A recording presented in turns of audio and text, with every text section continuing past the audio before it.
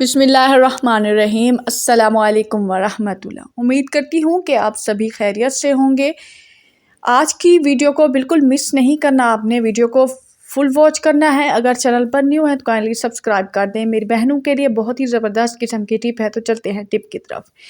पहली हमारी टिप है इस तरह की ऐनक को लेकर। इस तरह के जो चश्मे होते हैं, ठीक है, इस तरह से शीशे वाले, तो वो हमारे अक्सर ख़राब हो जाते हैं। उनके शीशे जो हैं इस तरह से उनके शीशों पर दाग वगैरह लग जाती हैं और ऐसे धब्बे पड़ जाते हैं, ऐसे पड़ जाते हैं कि वो हमसे साफ़ नहीं होते। जितना भी चाहें कपड़े से साफ़ करें तो वो साफ़ नहीं होता। तो आपने क्या करना है, इस तरह से ये जो सफ़ेद सिरका खाने वाला वो तो हर घर में मौजूद होता है, तो आपने थोड़ा सा इस तरह से एक ढक्कन में ले लेना है और टिशू के ऊपर इस तरह से डाल देना है।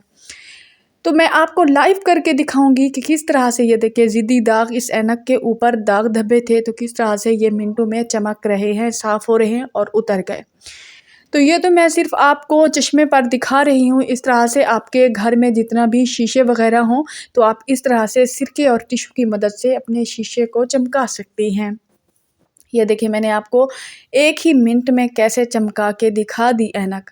तो आपके वॉशरूम के शीशे हो गए, आपके घर के हो गए, आपके ड्रेसिंग के, चाहे जितना भी मिरर आपके घर में है, तो आप अपने घर के शीशों को चमकाएं। आई होप के पसंद है। चलते हैं टिप नंबर 2 की तरफ, जो कि हमारी बेहतरीन टिप है गर्मियों के हवाले से। इस तरह से लहसुन जो हर घर में होता है, हर वक्त हमारे इस्तेमाल में होता है, तो लहसुन आप सालन में इस्तेमाल करने के अलावा इसके बहुत ज़्यादा फ़ायदे होते हैं। उनमें से एक फ़ायदा ये है तो छोटा सा, मगर आपको बड़ी से बड़ी परेशानी से छुटकारा देगा। इस तरह से आपने लहसुन की 2 से 3 फलियाँ इस तरह से आपने छील लेनी है, ठीक है। छीलने के बाद आपने क्या करना है, इस तरह से छुरी की मदद से इसको आपने छीलना है। छीलने के बाद बस ये 3 जो फलियां हैं हमें काफ़ी हैं, ठीक है। इस तरह से आपने इसको काटना है। आप ये देखें छुरी की मदद से, ठीक है। इस तरह से आपने एक फली के 2 से 3 टुकड़े कर लेने हैं, ठीक है, इस तरह से। अब हमें जो है इस तरह से, ये देखें इतने से 7 से 8 टुकड़े हो गए। अब हमें जो काम आएगी वो है सुई। हमारे काम की जो चीज़ है वो सुई धागा है। सुई में मैंने धागा डाल दिया। अब इस तरह से इसको इसके अंदर परो देंगे, ठीक है।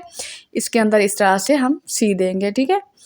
आप कहेंगे कि लहसुन को सुई के अंदर सीने की अब क्या ज़रूरत पड़ गई, तो मैं आपको रुके वेट करें, मैं आपको बताती हूँ कि ये किस तरह से गर्मियों में आने वाली हमारी जो मुश्किलें होती हैं, वो हर घर की मुश्किल है, चाहे छोटे हों बड़े हों, जिसके घर हों, जितना साफ़ हो, जितना ख़राब हो, जैसे घर भी हों, तो ये मुश्किल तो हर घर में ही होती है।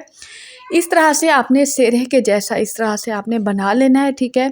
अब आपके घर में किसी भी जगह में कील हो, खोंटी हो, आपने इसको इस जगह पर लटका देना है। आपने अपने कमरों में, आपने अपने वॉशरूम में, आपने अपने किचन में इसको लटका देना है। इससे क्या फ़ायदा होगा, छिपकलियाँ जितनी भी होंगी आपके घर से बिल्कुल बाहर भाग जाएंगी। छिपकलियाँ, चींटियाँ, मच्छर जो भी होंगे तो ये आपके घर में नहीं आने देगा। आई होप कि ये पसंद है। चलते हैं टिप नंबर 3 की तरफ। ये हमारे ख़ासकर छोटे बच्चों के लिए है। और मौसम जिस तरह से तब्दील हो रहा है, मौसम की तब्दीलियों की वजह से बच्चे बहुत ज़्यादा बीमार हो जाते हैं, ठीक है। बहुत ज़्यादा उनकी छातियाँ ख़राब हो रही हैं, उन्हें खांसी हो रही है, बलगम हो रहा है। तो आपने क्या करना है, अदरक ले लेना है। अदरक भी हर घर में मौजूद होता है, हमारे काम आता है। तो आपने क्या करना है, इस तरह से कोई भी ग्रेटर ले लेना है और उसको बारीक हिस्से से इस तरह से ग्रेट कर लेना है, ठीक है। आपने ग्रेट करने के बाद यहाँ पर हमें दूसरी चीज़ जो ज़रूरत पड़ेगी वो है शहद। एक बात का ख़याल कीजिएगा कि शहद आपके पास असल होनी चाहिए, 2 नंबर शहद नहीं होनी चाहिए आपके पास। जो देसी शहद होता है आप वो ख़रीद कर रख दें। तो जनाब, आप बच्चे जब बीमार होते हैं, उनकी छातियों का मसला होता है, तो आप डॉक्टर के पास जाते हैं और मुख्तलिफ़ किस्म के हज़ारों लाखों के सिरप वग़ैरह ले लेते हैं, दवाइयाँ ख़रीदते हैं। तो आप इस तरह से देसी नुस्खे भी ज़रूर आज़माएँ। तो इस तरह से आपने अच्छे से मिक्स करना है।